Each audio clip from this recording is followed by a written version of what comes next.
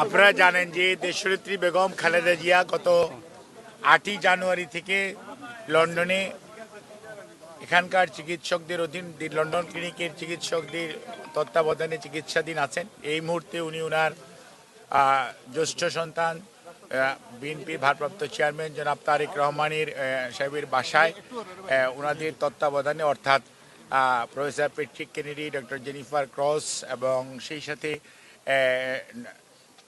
Doctor Barrett ওনাদের তত্ত্বাবধানে চিকিৎসাধীন আছেন এবং ওনার চিকিৎসা ওনার বাসায় থেকেই হচ্ছে এবং বিভিন্ন পরীক্ষা নিরীক্ষা যেগুলো করা দরকার মাঝে মাঝে করা হচ্ছে এবং ওনারা ওনাকে বাসায় গিয়ে দেখে আসছেন।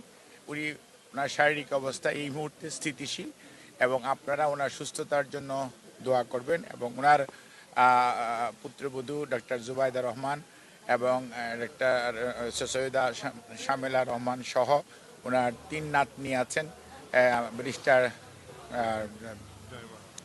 জাইমা এবং জাফিয়া এবং জাহিয়া রহমান। ওনারাও তার যে দাদি অর্থাৎ ওনার টেক কেয়ার করেন এবং তাতে মানসিকভাবে উনি অনেকটাই আগের চেয়ে অনেক বেটার আছেন এবং উনি সার্বক্ষণিকভাবেই চিকিৎসকদের তত্ত্বাবধানে এখানে চিকিৎসা চলছে। আপনারা ওনার সুস্থতার জন্য দোয়া করবেন।